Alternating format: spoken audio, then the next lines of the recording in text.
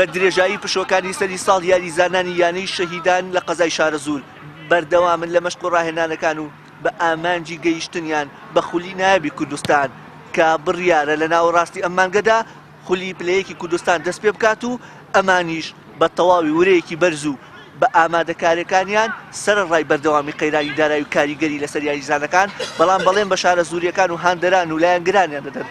کە ئەوان سار نابنەوە و بەردەوام دەبن لە کۆکردنەوەی دەستکەوتەکان بۆ شارەزور دەشمە لای یاریزانان و دەستەی بەڕێوەبەرانی یانەکە بۆ ئەوەی بزانم ئامادەکاریەکانیان لە چی ئاستێکدایە.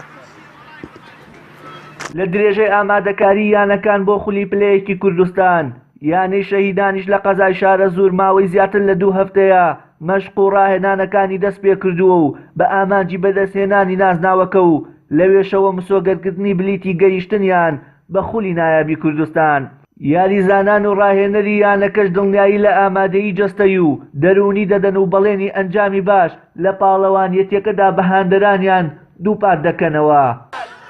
ئێمە لە ئامادەکاریین تقریبا مانگ ئەبێت لە ئامادەکاریان بۆ خولی پلەیەکی کوردستان یەکی لەو نیاندادی کە بەشداری خولەکەکەین هیوادارین یاریزانەکانمان هەنێکی ماوەتەوە هێشتا یەکلایی نەبووینەتەوە لە تەسبیتکردنی بەڵام هەنێکی بەشێکی زۆری یاریزانەکانمان یەکلایی بووتەوە هیوادارین ئەو ئاسە کە لە چاوەڕوانی مایە ئەوە پێشکەشکەن و بتوانین ئەنجامی باش بەدەست بێن دەکڕی یاریزانەکان. بڕیارە 16 ئەم مانگە خولەکە بە بەشداری 14 یانە دەست پێ بکات و یەکەم و دووەمی خولەکەش سەر بکەوێت بۆ خولی نایابی کوردستان. سەرپەرشتیارانی یانەی شەهیدانیش نایشارنەوە قەیرانی دارایی بارگرانی زۆری بەسەر ئەوانەوە جێهێشتووە هەر ئەوەش هۆکاری درەنگ دەست بە ئامادەکاریەکانیان بوو بەراورد بە ساڵانی ڕابردوو. بەدەکاریین دراسی ئەمە ساڵی پێشوش دەوتیم بزانم لە نادێکم کاری یانم کاری سەرپەرشتی تۆپیەکەم کردووە هەموو ساڵێک ئەمە نزیکی کاتە مەسەرەن لە ماوەی 2 هەفتە 3 هەفتە خۆمان ئامادە کردووە لە ئاسیا کوردستان مەسەرەن وا ئەبینین ئەنی وا ڕابینین مەسەرەن ئەو کاتانە خۆ حازەکە بەرەوەی شتێکی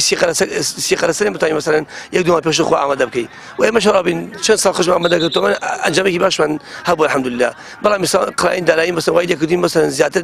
درەنگتر خۆمان ئامادە بکەین. جێی ئاماژە پێکردنە لە ماوەی ڕابردوودا چەندین جار لە کاتی دیاریکراوی خۆیدا دەست پێکردنی خولەکان بە بیانی جیاجیا لە سەروی هەمویانەوە قەیرانی دارایی ئەنجام نەدراوە و ئەمەش بۆتە هۆکاری سارکردنەوەی یانەکان هەر وەکو چۆن بەهۆی قەیرانی داراییەوە یانەی سلێمانی کشایەوە لە بەشداریکردنی لە خولی پلەیەکی کوردستان. وشیار محەممەد کەناڵی ئاسمانی پەیام قەزای شارەزور.